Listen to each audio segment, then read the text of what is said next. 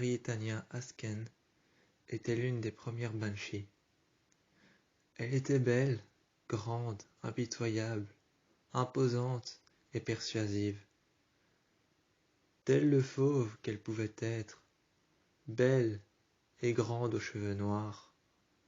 Ses ruses, ses prémonitions étaient plus terrifiantes que ce que l'on pouvait imaginer.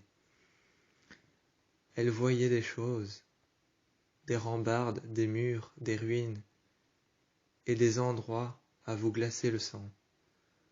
Suspendu à ses lèvres, ce qu'elle décrivait et racontait nous durcissait le cœur tel de la pierre, et nous en glaçait le sang.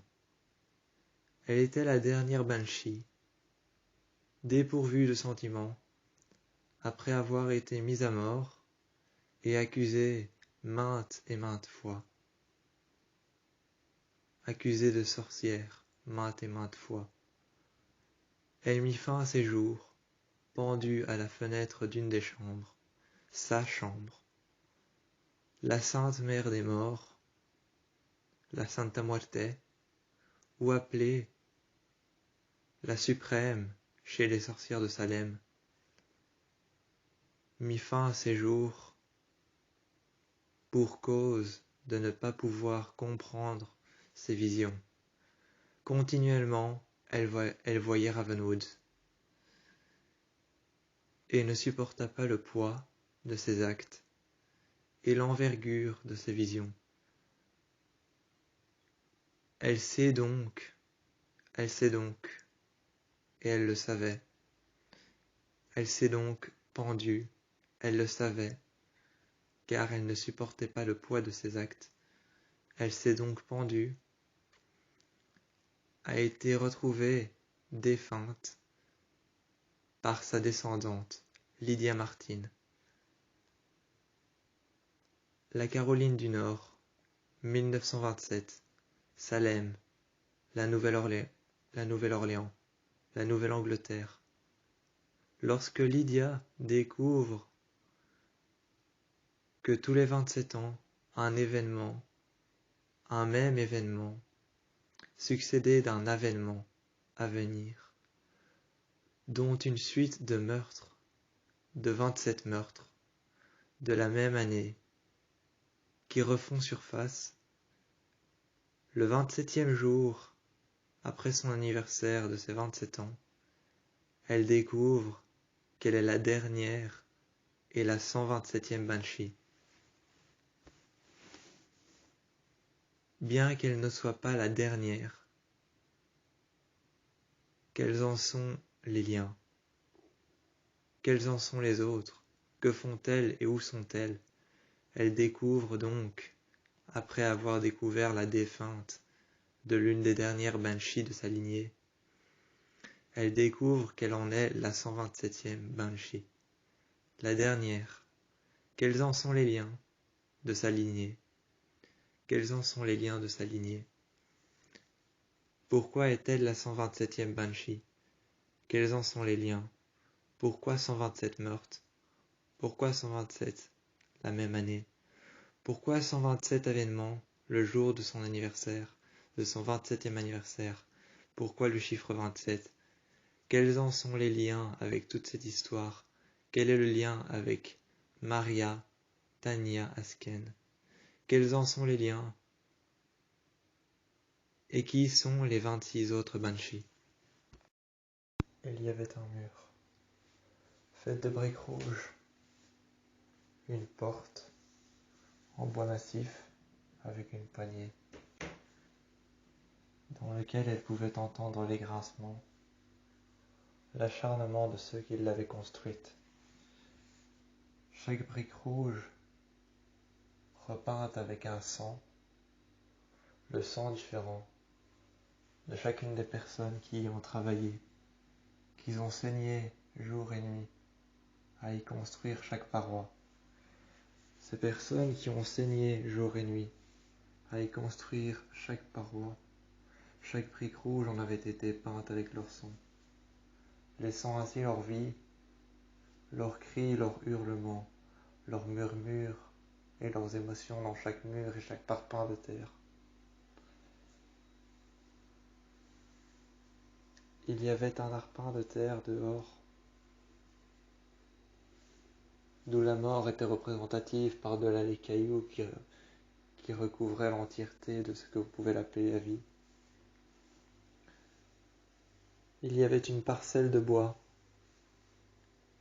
dans la maison. Au fond du couloir, il y avait une porte, ouverte en permanence. Une vitre, à travers laquelle, dehors dans l'obscurité, on pouvait atteindre la pénombre.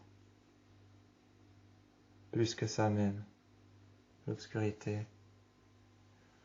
Recouvert de pluie qui tombait le long de la vitre. Recouvert de pluie qui tombait le long de la vitre, qui s'acharnait à se frapper contre cette vitre, cette baie vitrée qui prenait tout le miroir. Le miroir qu'il y avait juste en face, qu'il y avait contre cette baie vitrée, prenant tout le miroir, cette baie vitrée sur laquelle on pouvait voir s'acharner la pluie, tapant contre la baie vitrée, contre les vitres, et ainsi on pouvait remarquer l'obscurité. Dans le noir, dans la baie de dehors, on pouvait remarquer notre propre reflet. Notre propre reflet dans la baie de dehors, le jardin, du bois massif qui saignait, que l'on pouvait voir, tenant la maison tel un mur porteur. Des chaînes et des crochets accrochés au plafond, décemment représentant que cette maison était un ancien abattoir. Lydia, pour autant banshee et messagère de la mort, n'avait pas encore eu de vision. Ce soir-là, elle marchait, pas à pas, et avait lu dans un livre lorsque le chat noir, à 3 yeux, se mettra à dormir. Tes visions commenceront. Signé Salem. Un film, un livre, une capture d'image, une photo, une page, un passage. Ce qu'elle avait vu et entendu. Ce qu'elle avait pourtant autour d'elle. Dans un livre signé Salem, d'où le titre. Elle avait entendu que les parpaings de terre, que ce qu'elle avait autour d'elle, les vitres, la lumière, l'obscurité, l'ombre, l'engendrement de ces 3 choses, le bois massif qu'elle entendait respirer, qu'elle entendait suffoquer lorsque de la fumée entrait à l'intérieur. La vie qui passait à travers les plantes qu'il y avait chez elle, la mort qu'il y avait dans les murs qui avaient été construits par ses esclaves. Ce soir-là, elle lut alors « Ta fin viendra lorsque le corbeau sera devant chez toi. Le chat noir à trois yeux, fermera-t-il les yeux? Le chat noir à 3 yeux, fermera-t-il les yeux? Ce jour-là, le corbeau sera ta fin, le chat noir sera ton début. Mais nul ne sait comment tout va commencer et se terminer. » Signé Salem était un livre que Lydia avait, mais n'avait jamais ouvert. Partout autour d'elle, des choses qui lui inspiraient confiance, telles que son ombre qui réfléchissait par-delà la lumière de la lune qui entrait dans la maison. Au-dessus d'elle, des parpaings de terre, un 2e étage dans lequel se trouvait une pièce dans laquelle elle n'est jamais allée, des feuilles mortes qui se trouvaient sur la plante à travers laquelle elle pouvait sentir la vie, des feuilles mortes. Ce n'est pas parce qu'on est vivant qu'on a nécessairement toute la vie devant nous. Ce qui est vivant peut être mort, ce qui est mort peut être vivant. Ce soir-là, au lieu de s'acharner à trouver les réponses, à trouver les questions, aux choses ou à ce qui l'entourait, elle s'asseyait à côté de son chat noir, et comprit alors que les visions n'étaient pas seulement quelque chose, mais étaient aussi des obstacles. Elle regardait alors l'intérieur de chez elle, assise dans un fauteuil, un livre à la main, qu'elle avait ensuite déposé sur le côté. À côté d'elle, un cadre cassé dont la photo avait été enlevée, la vitre brisée. Il avait été démembré tel une personne, un esclave qui avait désobéi à son maître. Autour d'elle, un mur, du feu à travers ce que l'on pouvait voir, du feu à travers ce que l'on pouvait voir comme étant une cheminée, du feu dans ce que l'on pouvait voir comme une cheminée, à travers laquelle elle avait vu un visage, hurlant de ténèbres, dans le feu qu'il y avait dans la cheminée, hurlant de ténèbres. Il y avait un visage qu'elle avait pu apercevoir, qui avait disparu lorsqu'elle avait quitté la cheminée des yeux.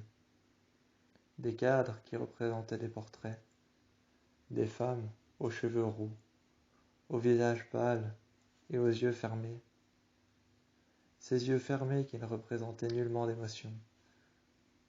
Cette femme aux cheveux roux, aux vêtements rouges, qui regardait sur son profil droit.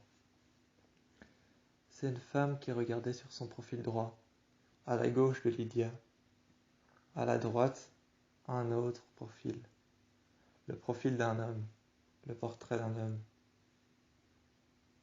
Toutes ces toiles, pour autant terminées et achevées, n'ont pas été signées. Ces parpaings de terre qu'il y avait sous ses pieds, sur lesquels elle pouvait sentir que des gens y avaient laissé leur vie. Le soir même, elle se leva, mais surtout, elle se leva de cet endroit, de son fauteuil sur lequel elle lisait, marchèrent à travers les boîtes, les cartons. C'était une nouvelle maison, un nouvel endroit. Quiconque savait ce qui pouvait lui arriver. Regardant les escaliers qu'il y avait dehors, cette maison ne portait pas encore de nom à ses yeux. Regardons les escaliers qu'il y avait dehors. Les fleurs abandonnées et desséchées dans des pots cassés l'un contre l'autre. Des ruines de ce qu'on pouvait appeler en face une ancienne terrasse. Des ruines de ce qu'on pouvait appeler une ancienne terrasse. Des ruines d'un escalier, un escalier qu'elle regardait, qui avait été effectivement rongé par la rouille, rongé par le temps, qui avait été erroné et détruit par la mousse, par les arbres, par les racines, qui en avaient détruit les 3 étages. Les 3 étages qui menaient à un petit parpaing de terre, sur lequel fleurissait et mourait la vie, ainsi que toutes ces herbes naturelles qui fleurissaient dehors, mais à travers lesquelles mouraient ensuite et se réfléchissaient à la mort. La mort que l'on pouvait voir dans cette obscurité, dans laquelle elle mit alors sa main contre la vitre. Fermant les yeux, elle pouvait entendre respirer.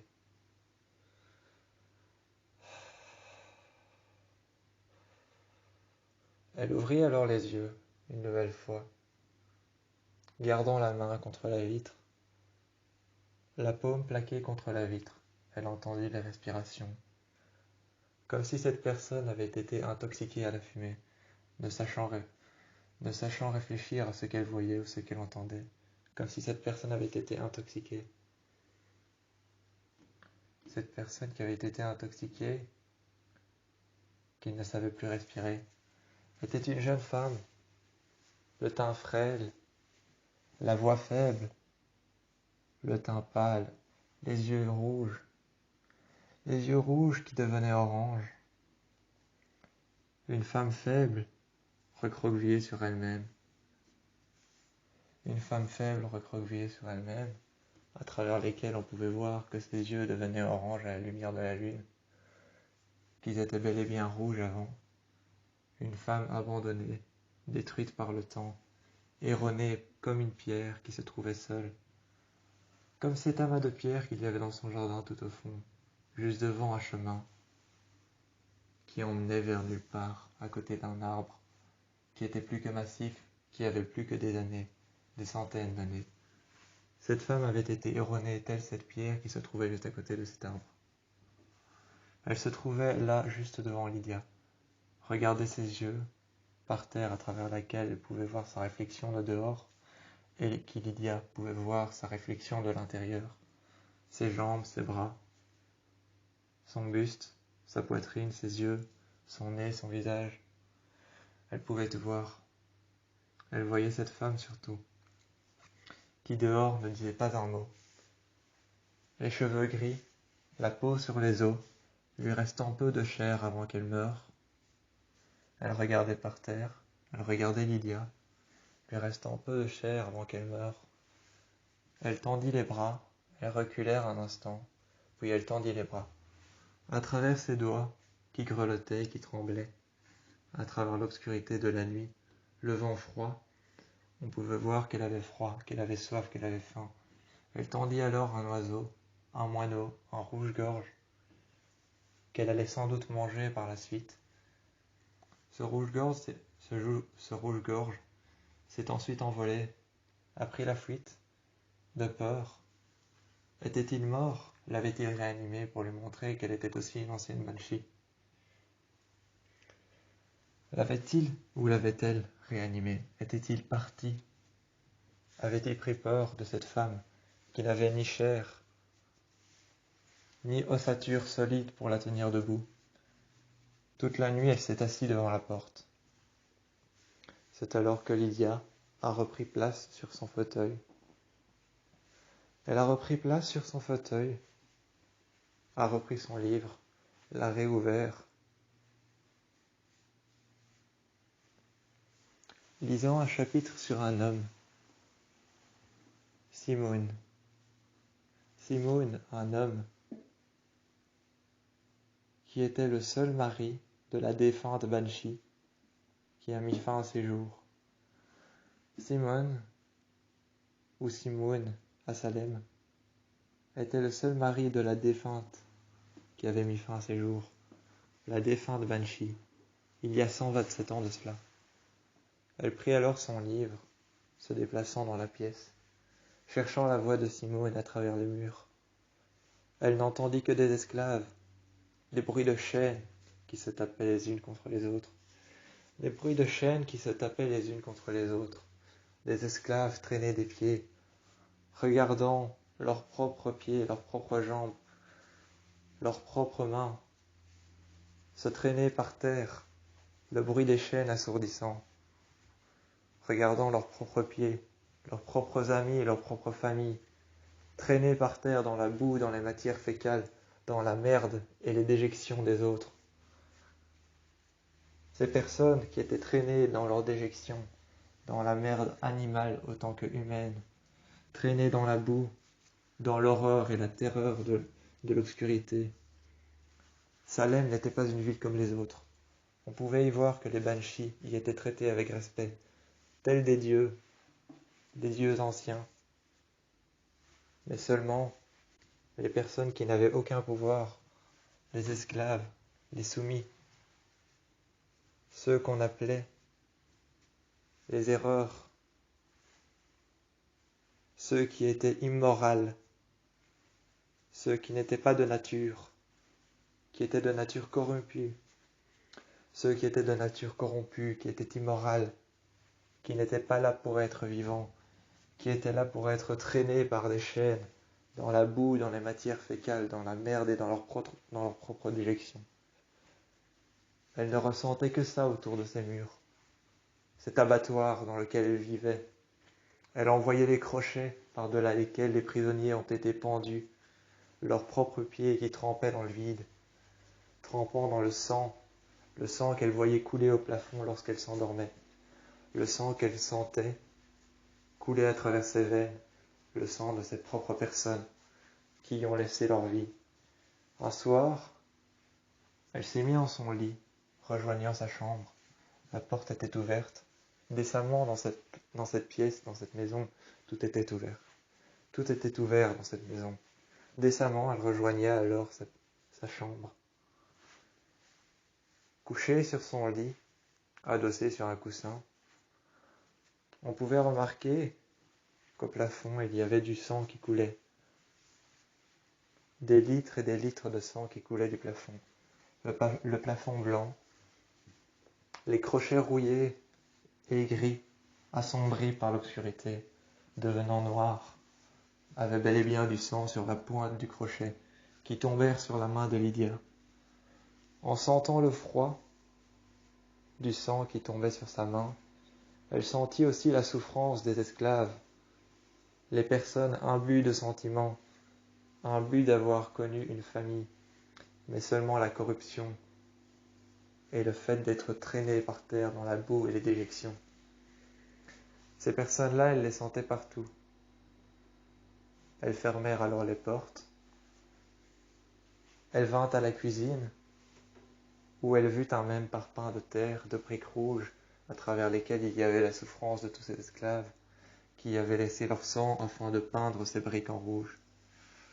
Il y avait un même arpin de terre, sur lequel on pouvait s'adosser, fait de bois massif. Le bois massif qui était entièrement mort, on ne ressentait rien quand on le touchait. Ce bois massif qui était entièrement mort, on ne ressentait rien quand on le touchait. Elle prit alors sur la table un couteau à une lame assez grande, un couteau détenant une lame assez grande, qui était juste à côté de la cuisinière, sur lequel, lorsqu'elle s'approchait, même éteinte, elle ressentait de la chaleur. Le feu des sorcières qui ont été accusées à tort. Le feu des sorcières qui ont été accusées à tort, elle en ressentait la chaleur. Elle en ressentait la pourriture des organes qui étaient en train de moisir sous les flammes. Elle en ressentait la pourriture, la corruption des femmes qui ont été jugées à tort, qui ont été martyrisées, qui ont été tuées, qui ont été brûlées vifs et vives, car il n'y avait pas que des sorcières, mais des sorciers. Celles qui ont été brûlées vives et vifs, elle les entendait lorsqu'elle approchait le feu, lorsqu'elle approchait la chaleur. Elle sentait la pourriture de leurs organes. Et le soir, elle s'est éteinte, elle a fermé les yeux dans le canapé, ressentant la déjection dans lesquelles les esclaves traînaient, la boue et la terre, le feu à travers lesquels on pouvait voir que toutes les femmes qui avaient été erronées, qui avaient été tuées et massacrées à travers le feu, y laissèrent leur peau, elles sentèrent leurs organes se dissoudre à travers les flammes. Ainsi qu'une fois qu'elle s'est éteinte dans le canapé, tous les portraits se sont retournés contre elle, la regardant avec un regard noir, éteint, et c'est ainsi qu'elle s'est endormie, avec tous les portraits qui se sont retournés contre elle. Elle avait sûrement le couteau en main, c'était cela. Malgré toutes ces visions, au lycée, Lydia était quelqu'un d'exception. Avec son amie, Corey, qui était une chimère génétique, la toute première. Avec son ami Mason, qui avait été l'hôte de la bête du Gévaudan. Scott et Styles, qui sont tous deux ses plus grands amis. Scott, qui est un alpha, qui est devenu un alpha, par la seule puissance de son entrain à vouloir protéger ses amis. Par la seule puissance de son entrain à vouloir protéger ses amis, de la protection qu'il a envers eux, il était un alpha. Styles, qui était le fils du shérif, celui qui avait toujours une idée en tête pour les sortir de là où ils étaient. De là où ils étaient, de là où ils se trouvaient, de ce qu'ils faisaient ou de ce qu'ils ne faisaient pas bien. Malia, qui était une jeune fille avec qui elle traînait souvent. Peu souvent, lorsque les années commençaient à s'agrandir. Lorsque les années commençaient à s'agrandir, elle traînait peu souvent avec Malia. Malia qui n'est pas une loup-garou, mais une coyote-garou. Ayant un passé turbulent, elles se sont éloignées. Lydia a décidé de ne plus traîner avec elle. Mais Malia, elle savait que ça n'allait pas durer longtemps. Lydia est du genre à changer de décision. Lorsqu'elle a une vision, elle sait très bien que ce n'est pas réel. Malia, qui elle avait un passé turbulent, son passé de coyote-garou, ayant écorché sa famille dans un accident de voiture, ayant été retrouvée comme seule survivante. Malgré tout cela, Lydia avait une vie en dehors de ses visions, en dehors de ce qu'elle voyait, en dehors de son passé. Elle avait une vie, elle avait sa mère, elle avait le lycée, elle avait Corey pour compter sur elle, elle avait Mason pour compter sur elle, elle avait Styles, elle avait Scott, elle avait Malia. Elle avait tous ses copains qui traînaient avec lui, avec elle, avec les autres, avec eux, avec lui, avec elle ou avec les autres, avec eux, peu importe la formule. Tous ses amis étaient là, au lycée, comptaient sur elle pour être une banshee d'exception, une messagère de la mort. Elle avait aussi un lien très fort avec Parrish, le chien de l'enfer, qui lui-même était aussi un messager de la mort. Le chien de l'enfer, qui lui-même était aussi un messager de la mort, avait été enfermé de multiples reprises. Seulement Lydia, Mason, Corey, Malia, Scott et Styles n'ont guère eu le temps de le sauver, jusqu'à ce qu'ils trouvent un moyen, une diversion, pour entrer à Ekenhouse. Ekenhouse qui était délibérément entraîné, mis sous otage et entouré par les médecins de l'horreur. Ça en était leur refuge. Ils y étaient là pour une bonne raison. Trouver les malades, les guérir et en faire des guerriers. Des guerriers fauves. Ou alors autre chose. Des guerriers fauves. Les médecins de l'horreur. Peut-être. Ils allaient peut-être en faire des guerriers fauves. Peut-être en faire des chimères génétiques. Créer une armée de bêtes du Gévaudan. Exploiter le Kanima. Beaucoup d'autres choses. Toutes ces créatures surnaturelles. Le Nokitsune. Le Hanukite. Toutes ces bestioles surnaturelles. Les médecins de l'horreur s'en mêlaient, dès qu'ils en avaient l'occasion. Trouver un moyen de rendre le Hanukite beaucoup plus puissant qu'il ne l'est déjà. Trouver un moyen de faire en sorte que ces deux parties qui fusionnent ensemble soient plus puissantes qu'elles ne le soient déjà. Trouver un moyen de rendre fort le Nokitsune, de le démultiplier, de le multiplier encore une fois, de le rendre plus fort, plus habile, plus sûr et plus sur ses gardes. Tout ça, il allait falloir l'éviter.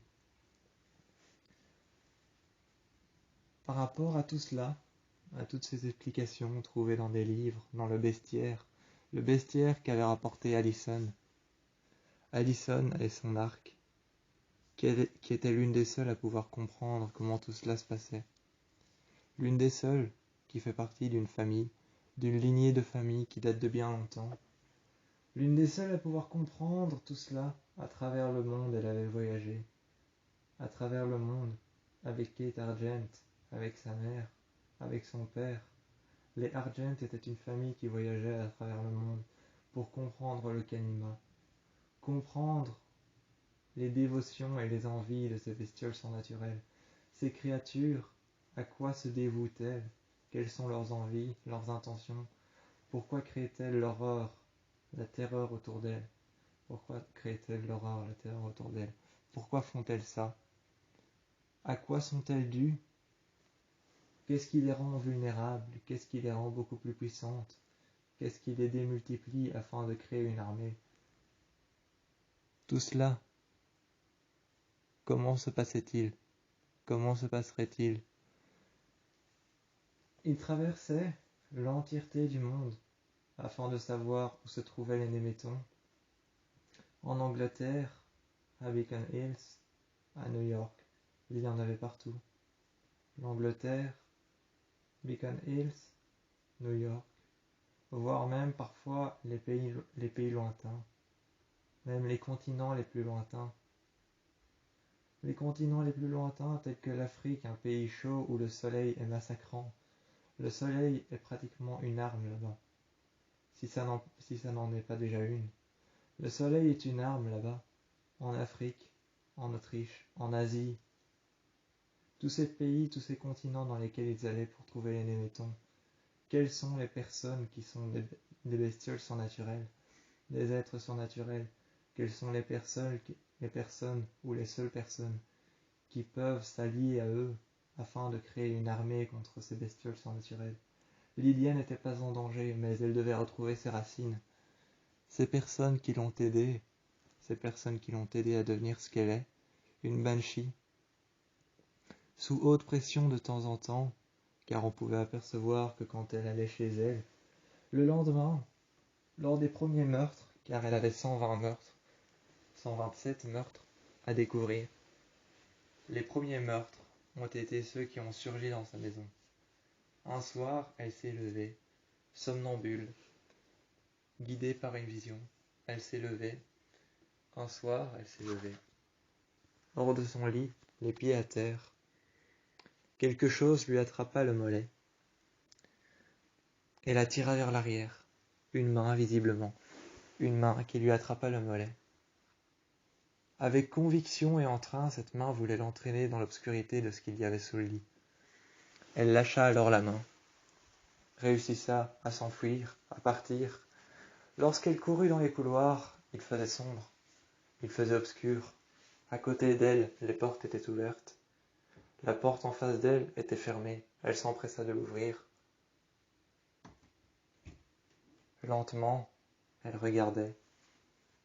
La première chose qu'elle vit, c'était un chat noir. Elle se souvient-elle du paragraphe: lorsque le chat noir te sera vivante, tu ne seras plus que cendre et poussière, ton pouvoir t'épargnera. Elle marchait à travers les longs couloirs d'une maison dont elle ne connaissait le passé. Elle s'était arrêtée un instant contre le mur, sentant la pression et le renfermement de ces personnes qui ont péri dans la chair de leurs propres entrailles, de leurs propres défunts périssant dans la chair de leurs propres défunts.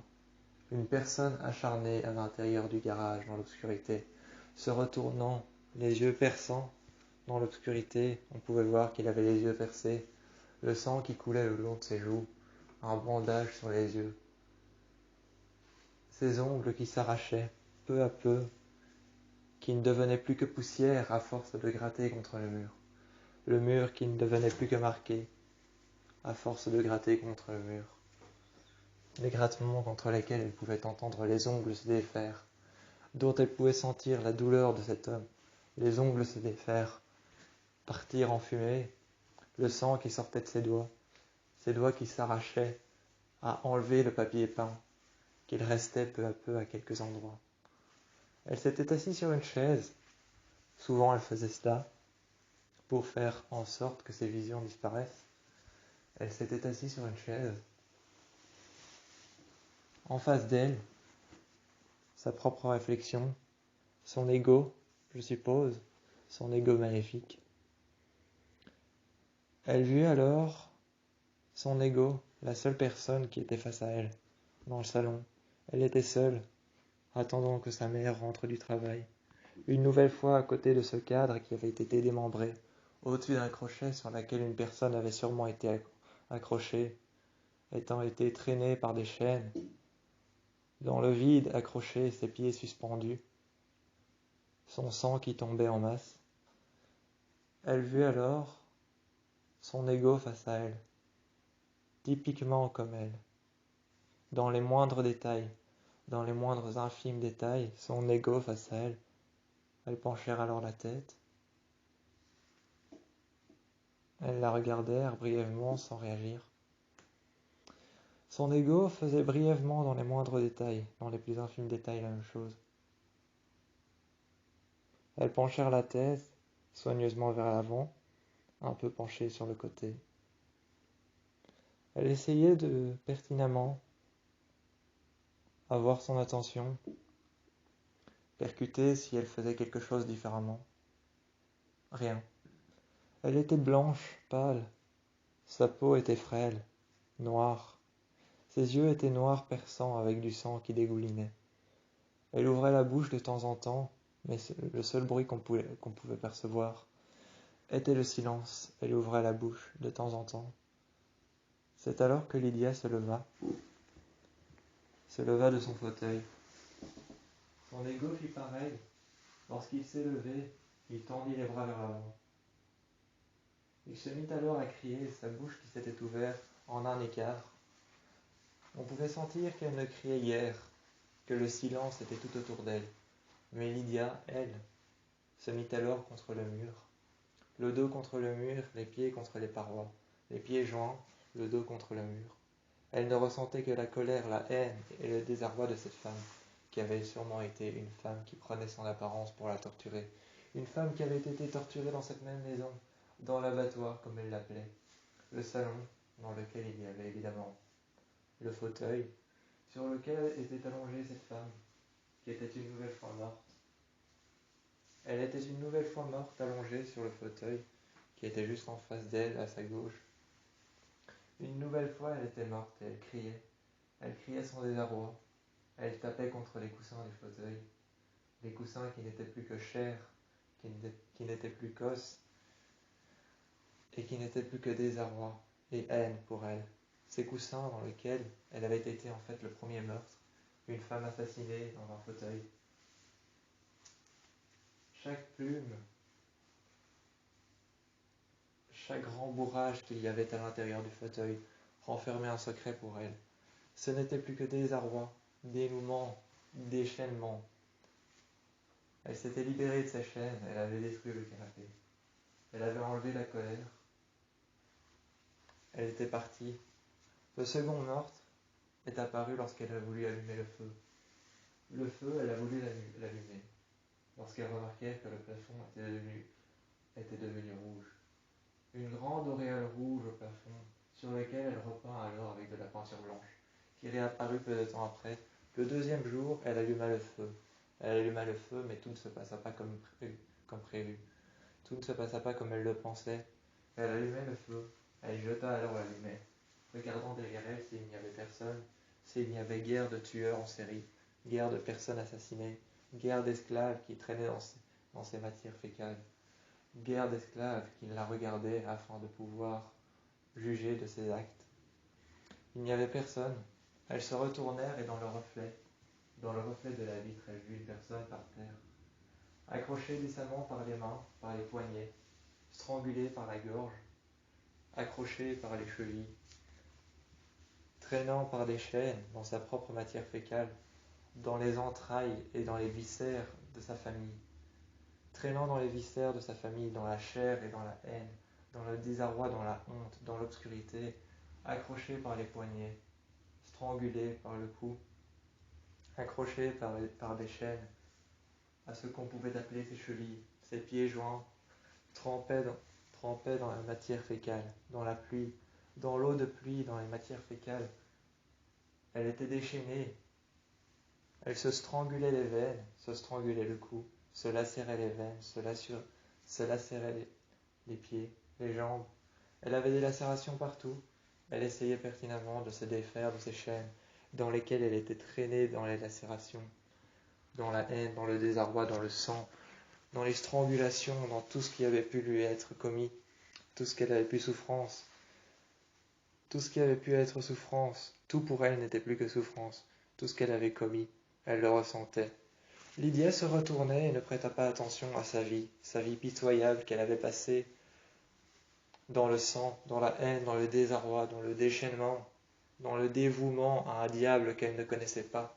Dans le dévouement à un diable qu'elle ne connaissait pas, elle avait passé sa vie à essayer de se déchaîner, traînée par les chaînes, strangulée par des cordes en acier trempé, strangulée par des cordes, traînée dans des chaînes, dans des matières fécales, ses propres matières fécales, dans la merde et la pourriture. Traînée dans la merde et la pourriture, les matières fécales de ses propres enfants, ces enfants qui lui ont été arrachés. Elle avait été assommée lorsqu'on lui avait enlevé ses enfants. Lydia n'y prêta pas attention lorsqu'elle jeta une allumette à l'intérieur du feu, à l'intérieur de la cheminée.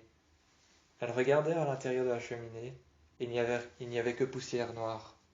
Il n'y avait que cendre et poussière noire à l'intérieur de la cheminée. Ce n'était pas la cheminée qui prenait feu.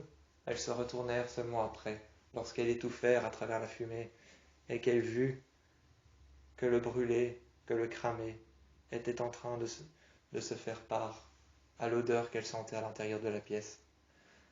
Lorsque le cramé, le brûlé était en train de se faire part aux odeurs qu'elle sentait à l'intérieur de la pièce, elles se retournèrent lorsqu'elle avait lancé l'allumette. Ce n'était pas l'intérieur du feu qui avait pris feu. Ce n'était pas l'intérieur de la cheminée qui avait pris feu, mais l'entièreté du salon.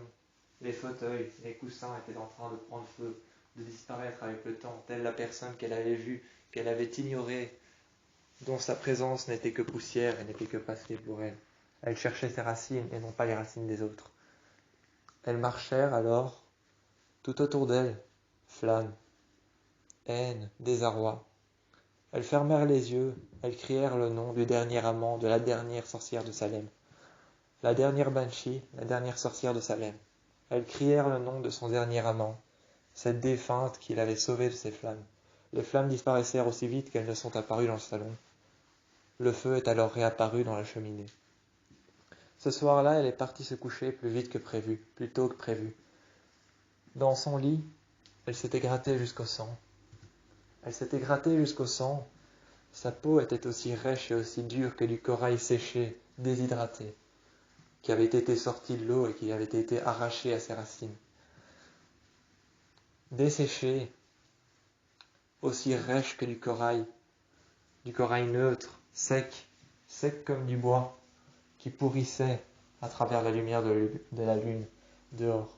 Sec comme du bois qui pourrissait à travers la lumière de la lune, la pourriture qui rongeait l'intérieur des écorces, les écorces sous lesquelles on pouvait trouver des termites, des insectes qui étaient en train de les ronger, telle la pourriture et l'humidité. Elle était en train de gratter ses bras jusqu'au sang, et par terre elle vit un homme, essayant de se relever pertinemment. Les deux articulations cassées,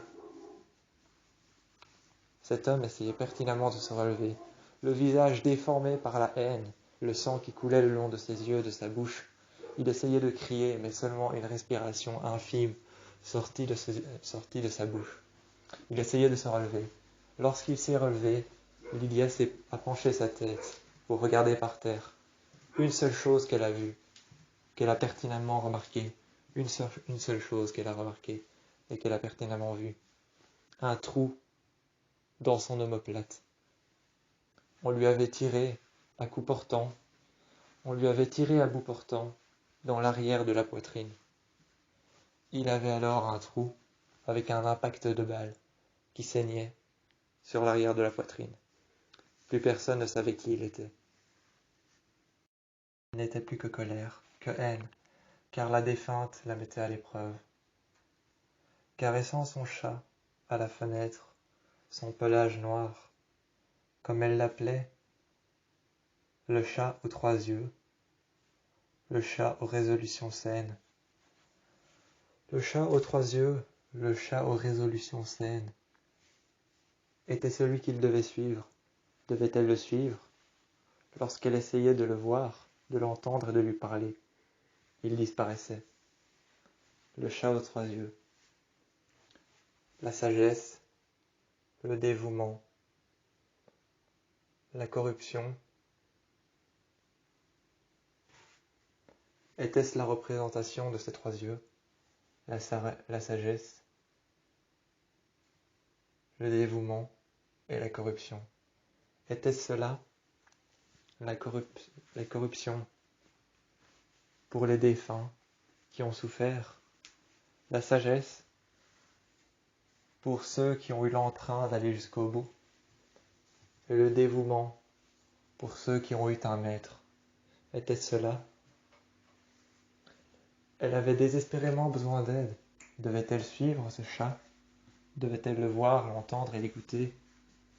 Voir ce qu'il fait, essayer de voir par son troisième œil, l'œil de la corruption. Car messagère de la mort ne veut pas dire Banshee. Banshee ne veut pas dire messagère de la mort. Tu restes Lydia. Tu es cette personne. Mais ce soir-là, lorsqu'elle avait allumé un feu et qu'elle était face à la cheminée, elles regardèrent les flammes. Elles regardèrent derrière elles, mais rien. Ce soir-là, elles marchèrent alors dans le couloir, passant à travers la porte, cette porte qui était toujours ouverte, décemment toujours ouverte, d'une porte à l'autre. Elle vit alors que les couteaux qu'il y avait posés sur la cuisinière étaient posés de manière à représenter 27 heures pile. Qu'est-ce que ce chiffre avait encore à voir avec ce qu'elle cherchait? Ce soir-là, 27 heures pile, l'heure exacte à laquelle elle s'est réveillée. 27 heures, 27 minutes. Était-ce possible? Était-ce possible de faire 27 heures alors qu'il n'y en a que 24 dans une journée? Était-elle en train de marcher dans un monde qu'elle ne connaissait pas? Banshee, maîtresse de la mort, messagère de la mort, ou encore beaucoup d'autres choses, dévouée à la défunte, qui la mettait à l'épreuve. Elles regardèrent son reflet dans le noir, dans l'obscurité, main plaquée contre la vitre, dans l'obscurité, dans le noir. La pluie qui tombèrent de haut, la pluie qui tombèrent de haut, qui s'acharnèrent sur les arbres, qui se frappaient les uns contre les autres, les troncs qui étaient en train de se déchirer, les chênes, les arbres, ou encore les sapins, qui étaient en train de se déchaîner les uns contre les autres, se frappant dessus avec le vent qui déchaînait les feuilles, qui faisait en sorte que tous les arbres n'étaient plus que combat. Tous les arbres n'étaient plus que combat à l'extérieur. Ce n'était plus qu'un combat. Il fallait les regarder pour les comprendre. Était-il en train de se combattre pour le territoire? Était-il en train de se combattre pour la hauteur? Était-il en train pour se combattre du fait qu'il soit massif ou non?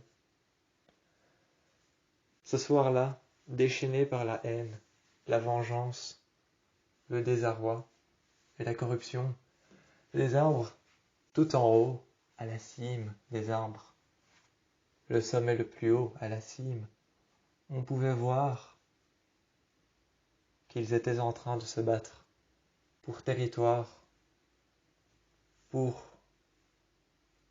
qui est le plus grand, le plus haut, le plus fort, qui est le plus grand, le plus haut, le plus fort, quel est l'arbre qui maîtrisera les racines de la forêt, les territoires, les terres et les parpaings de terre que l'on peut apercevoir, sous lesquels des centaines de personnes et d'esclaves ont été enterrés, ces branches sur lesquelles des centaines d'esclaves ont été pendus, ces branches sur lesquelles des centaines d'esclaves dévoués à des personnes qui les ont trahis ont été massacrés, enchaînés et ensuite ont été mis à mort. Leurs cœurs qui transpercèrent les branches, mis à mort sur de nombreux arbres qui étaient en train de se battre cette nuit-là. Il n'était plus que cause de combat dehors. Elles marchèrent autour de sa maison. Elles remarquèrent sans remarquer, sans y prêter attention, que à côté d'elle, sa propre réflexion la suivait en marchant. pas après pas, regard après regard. Elle la suivait, elle la regardait, mais Lydia n'y prêta pas attention. Elle regardait sa propre réflexion, se refléter dans les carrelages de parterre, tandis que sa réflexion reflétait dans les vitres, la regardait elle. Marchait sans précédent, car elle n'était qu'une réflexion, elle n'avait pas besoin de regarder devant elle. Elle regardait Lydia, des yeux noirs perçants dans lesquels on pouvait inspirer à voir le néant. On pouvait inspirer à voir le néant dans des yeux noirs perçants qui la regardaient. Soudainement, elles passèrent à côté de la vitre, rejoignant sa chambre. Frappant d'un coup sec contre les deux portes, le poing contre la vitre, son regard se déchaîna sur Lydia. Son regard se déchaîna sur Lydia, frappant d'un coup sec contre la porte. Répétait-elle encore, avec conviction et avec entrain, en frappant contre la porte après chaque mot. Look at me, look at me, look at me. Lydia n'y comprenait que regarde-moi, regarde-moi, regarde-moi. Elle n'y comprenait que ça. Encore une fois, elle entendait cette femme, elle-même, sa réflexion, aux yeux noirs perçants à travers lesquels on ne pouvait y voir que néant, souffrance et haine. Look at me, répétait-elle. Look at me, look at me. Encore une fois, des centaines de fois. Elle les compta, elle n'avait beau que faire ça de sa soirée. Elle comptait les fois que cette femme lui disait de la regarder. 27 fois. 27 fois, cette femme a essayé de la regarder. 27 femmes ont été corrompues. 27 fois, cette femme a essayé de lui parler. Lorsque Lydia n'essaya pas de prendre compte que sa propre réflexion pouvait entrer en contact avec elle, elle passa par tous les endroits dans lesquels elle a vu une personne mourir. Le garage, l'homme n'était plus là. Les marques de strangulation, la corde sur laquelle cette femme s'est pendue était toujours là. Les marques de griffure au mur y étaient toujours, le papier peint arraché, les ongles qui étaient restés incrustés, à travers lesquels elle pouvait entendre les pensées, les voix, les cris, la haine et la souffrance de cet homme, le sang qui n'était toujours pas sec, qui était resté. Cela faisait bel et bien 3 jours que cet homme avait griffé les parpaings de terre qui l'entouraient, les murs et les briques, ainsi que les papiers peints. Le sang devait être sec depuis longtemps. Seulement, partout où il est allé, rien ne refit surface. La personne qui avait été avec elle dans le salon, qui avait mis le feu au salon, la personne qui avait été brûlée, embrochée, qui avait été traînée par ses propres chaînes dans ses matières fécales, ainsi que dans la merde, dans sa propre merde et dans sa propre pisse. Cette femme, ces hommes, ces esclaves enchaînés au cou, aux mains, aux poignets, aux chevilles et aux pieds, qui traînaient dans leur propre déjection, dans leur propre merde, leur propre pisse et leur propre vomi, ont disparu. Du jour au lendemain, elles n'entendaient plus leur colère, leur voix, leur haine. Le désarroi et la vengeance, il fallait comprendre que la femme qui était arrivée, ce reflet, n'était qu'en fait que la messagère de la mort. La messagère de la mort, ce qu'elle était déjà elle. La messagère de la mort, ce qu'elle était elle.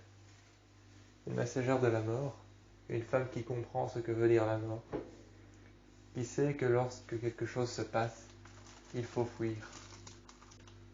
Elles regardèrent dans tous les endroits, même les plus improbables. Partout, elles n'y trouvaient rien. Des endroits improbables. Ce couteau et ce deuxième couteau qui étaient mis sur la table, toujours à 27 heures pile. 27 heures, c'était une heure qui n'existait pas, une heure fictive. Se trouvait-elle dans un autre monde? Nul ne le savait. Car ce soir-là, on s'est adressé à elle, se levant à 24 heures, minuit pile, se levant à 24 heures. Par terre, elle regardait. Assise sur son lit, elle attendait, ce qui s'était passé lorsqu'elle s'était levée la dernière fois. Une main qui lui a attrapé les chevilles, lui montrant que beaucoup de personnes, traînées de force dans la merde, dans la déjection, dans le vomi, dans la pisse des autres, les entrailles et le sang, ainsi que la boue et la terre, la pourriture et l'humidité. Cette main qu'il avait attrapée, à travers laquelle elle ressentait de la colère, de la haine et beaucoup de choses, avait disparu. Tout avait disparu. Cette nuit-là, cette nuit même, elle n'avait plus rien vu. Elle s'était alors dit qu'elle pouvait aller voir à la bibliothèque pourquoi des événements apparaissent et disparaissent. Elle s'était retrouvée aussi un jour perdue dans Ravenwood, cette ville qu'il avait éperdument appelée. Cette ville qu'il avait éperdument appelée avec tous ses messages. Un soir, on s'adressa à elle. Elle avait ouvert les yeux. Son lit était dans Ravenwood, au milieu du boulevard. Personne n'était vivant. La ville était abandonnée, une ville morte, une ville fantôme. À Ravenwood, on ne voyait qu'une seule chose, des statues dont la pourriture faisait couler le long des yeux, des larmes noires, telles du goudron. À Ravenwood, il y avait ces statues dont la pourriture faisait couler des larmes de sang, mais noires telles du goudron. Les mains jointes sur le côté, la tête penchée, telles en train de dormir, dans un sommeil profond dont on ne pourrait les réveiller. Les mains jointes contre le cœur, telles en train de prier. Les yeux noirs qui avaient été abandonnés à leur gré, qui avaient été pourris par la pourriture et l'humidité. À Ravenwood, elle était prisonnière. Cette ville morte n'avait aucun décès, aucune vision, n'avait aucune espérance, aucun espoir, aucun mort auquel elle pouvait parler. Aucun message, rien. Pas de passé, pas de présent, pas de futur. La seule chose qu'elle put recouvrir ou retrouver à Ravenwood, elle put recouvrir le passé de tout ce qu'elle avait vu. Elle put recouvrir le passé de tout ce qu'elle avait vu. Mais elle n'y arriva pas. Elle essaya maintes et maintes fois de sortir de Ravenwood. Elle prit sa voiture. Elle mit alors le contact, désespérément acquise à l'idée de savoir qu'elle était peut-être enfermée dans cette ville. Ayant acquis l'idée qu'elle était enfermée dans cette ville, regardant les statues qu'il observait elle-même, sentant son regard, le regard principal de la statue qui se trouvait au milieu du boulevard, les mains jointes sur le côté, comme si elle dormait, la regardait. On pouvait entendre qu'elle lui disait de ne pas parler. Seulement, coincée à Ravenwood, elle partit peu plus loin, avec sa voiture, regardèrent alors l'endroit dans lequel elle était, tournèrent autour d'elle d'un air incertain, à gauche, à droite, en haut, en bas. Elle n'était pas partie de Ravenwood. Elle pouvait décemment mettre le contact de sa voiture, partir à pied ou encore en rampant après lui avoir scarifié les genoux. Elle pouvait décemment partir en rampant après lui avoir scarifié les genoux, partir avec une voiture, avec un bus, abandonnant sa propre voiture ici, ses propres affaires. Elle ne pouvait décemment partir de Ravenwood. Cette ville la poursuivait, lui faisait passer des messages qu'elle ne comprenait pas, car cette ville n'avait ni passé ni futur, ni rien à recouvrir, aucun secret, rien, juste des statues qui lui montrent qu'elle dorme, des statues qui lui montrent qu'elle dorme. D'un air statique, elle ne bougeait pas, et observèrent alors Lydia, qui espérait définitivement trouver un endroit dans lequel elle pouvait sortir. Elle pouvait sortir de Ravenwood, elle espérait qu'elle pouvait sortir de Ravenwood, et ce soir-là, une des statues a commencé à se disloquer, à bouger. On pouvait entendre le bruit de la pierre qui se cassait. Le bras de cette statue, les mains jointes, son bras a alors montré vers le nord, le nord-ouest. Il y avait le chat à 3 yeux, qui était aussi un messager de la mort, qui la regardait. Elle vint alors près du chat, s'était alors accroupie, lui demandèrent en regardant son troisième œil, l'œil de la corruption, lui demandant s'il y avait sorti ou s'il n'y avait pas. Le chat ne fut qu'un miaulement et partit alors. Décemment, elle ne savait pas sortir. Elles trouvèrent alors ce qu'elle avait envie de trouver, ses racines. Elles trouvèrent ses racines peu de temps après. Peu de temps après, elles trouvèrent ses racines. Elles continuèrent à chercher à travers Ravenwood, dans les cercueils, dans les tombes, à travers les tombes. Elles tombèrent en face d'une tombe sur laquelle une pierre tombale, sur laquelle il n'y avait ni nom, ni adresse, ni lieu, ni jour de décès, ni heure, ni mort. Aucun défunt. Était-ce une blague? Était-ce un endroit dans lequel elle se trouvait où il n'y avait jamais eu de personne, mais dans lequel on plantait comme un décor pour faire semblant de vie? Elles trouvèrent alors cette tombe dans laquelle il n'y avait aucun lieu de vie, aucun lieu de mort, aucune personne à laquelle elle était destinée.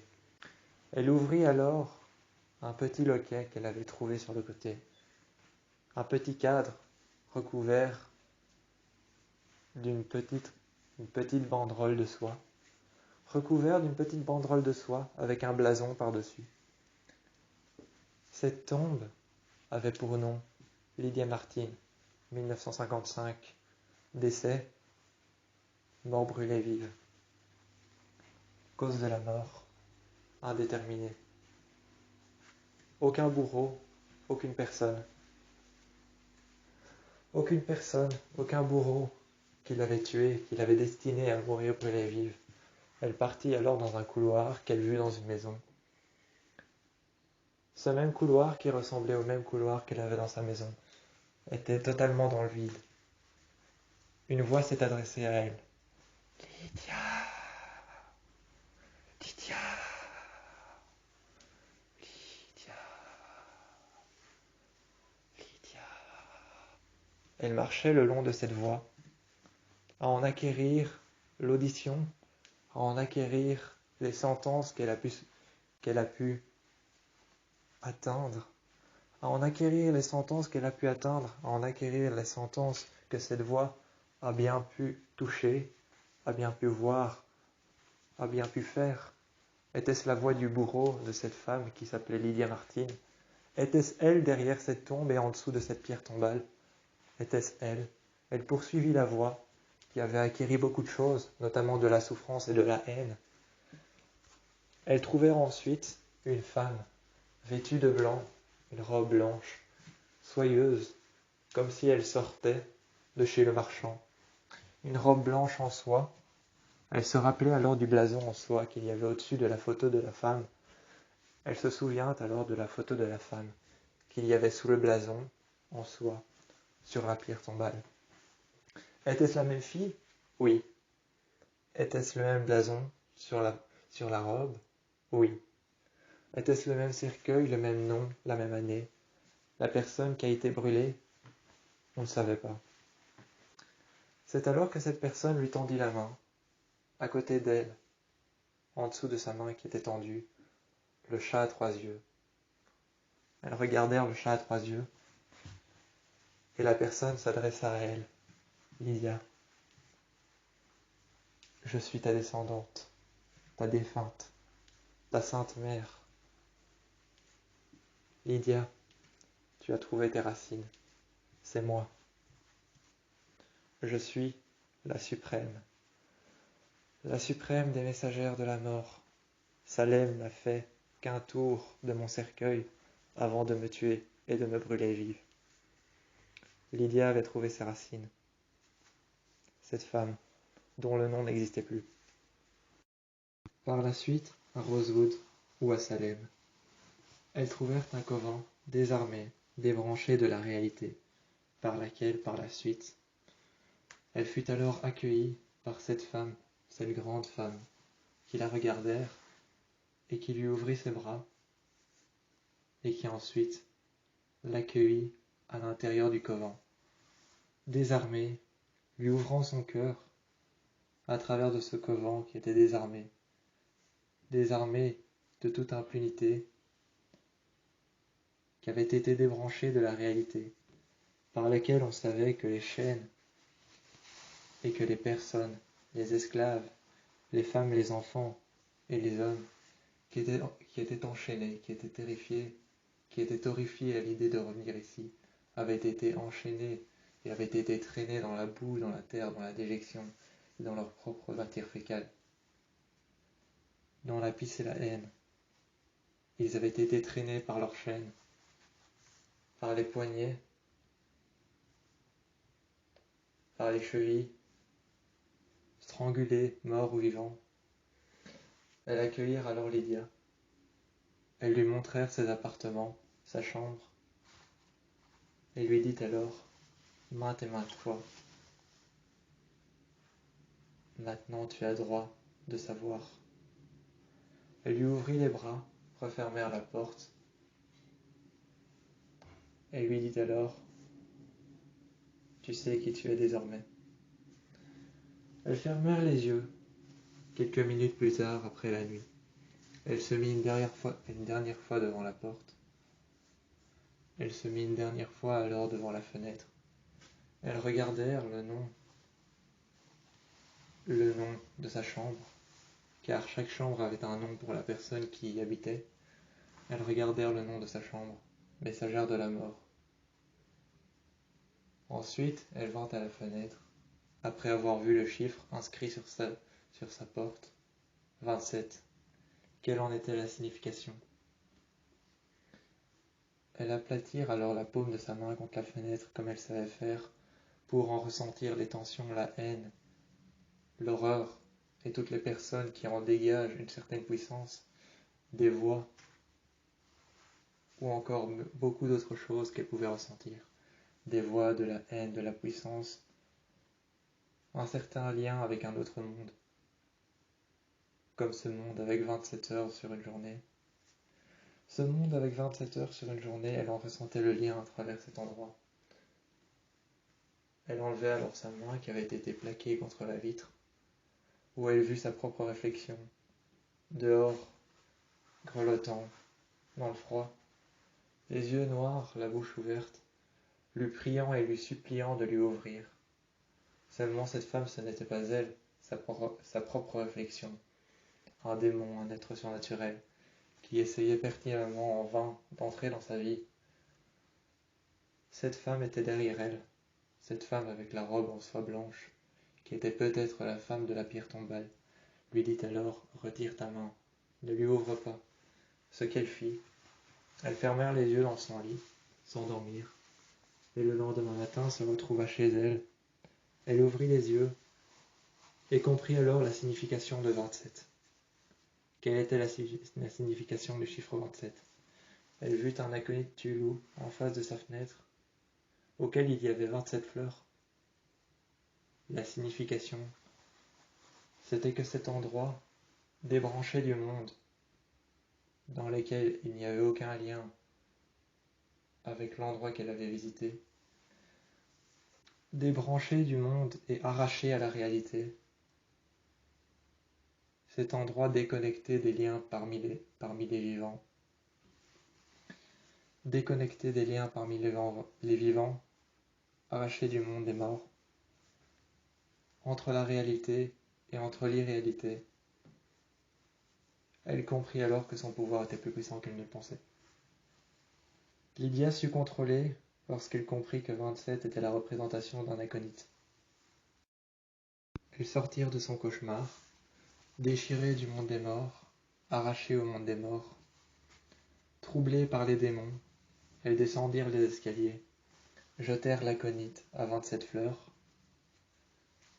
La femme, à la robe en soie, blanche, au blason qui était le même que sur la pierre tombale. La femme était en bas, au blason qui était le même que sur la pierre tombale, à la robe en soie blanche qui réfléchissait la lumière de l'intérieur. La femme à la robe en soie blanche, au même blason que sur la pierre tombale, lui dit « Tu as enfin compris le message. Tu as enfin compris qu'il ne faut pas faire confiance à ceux qui ont confiance en toi. Libère-toi de tes désirs charnels et ne fais plus confiance qu'à toi-même. Messagère de la mort et banshee à jamais. Libère-toi de tes désirs charnels, ne fais confiance qu'à toi-même. et ne fait pas confiance au chiffre 27.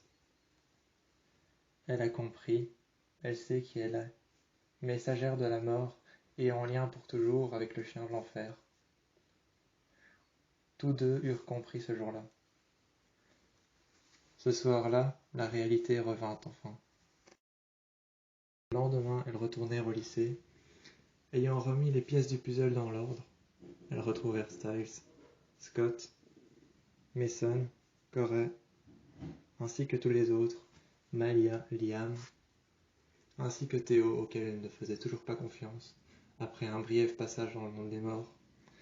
Elle avait remis chaque pièce du puzzle dans l'ordre. Chaque personne se trouvait là où il devait être, chaque lieu là où il devait être. Elle savait qu'elle était de nouveau qui elle était. Sans perte de confiance par rapport à quiconque, tout était revenu à la normale. Le monde des morts avait été sauvé par la reine des morts, ainsi que la Banshee, qui avait aidé à comprendre la reine des morts, ce qui lui arrivait et pourquoi. L'araignée à 3 yeux était retournée dans le corps du chat, le chat noir qui l'avait suivi.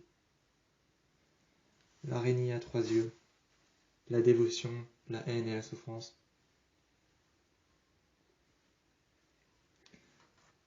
Tout cela était parti, le puzzle était remis dans l'ordre, les pièces étaient attachées les unes aux autres. Elles retrouvèrent alors Styles, ce jeune adolescent de 18 ans, épris d'elle mais pourtant invisible à ses yeux. Scott, un alpha surpuissant. Derek, un ancien alpha surpuissant. Ainsi que Corey et Mason qui ne se quittèrent jamais. Tout était rentré dans l'ordre. Et pour le moins nuisible comme vie, la nuit ne la terrifiait plus. Elle avait retrouvé ses racines. Elle savait qui était Maria Tania Asken, l'ancienne mère des morts, l'ancienne messagère des morts, la plus ancienne Banshee, sa descendante d'il y a 127 ans. Elle savait maintenant que sa descendante d'il y a 127 ans était Maria Tania Asken. Elle savait que la femme qu'elle avait vue au cimetière, sous aucun nom, sous aucune naissance, sous aucune mort, sous aucun contexte, cachée par un blason, aucune photo, aucune image n'y figurait.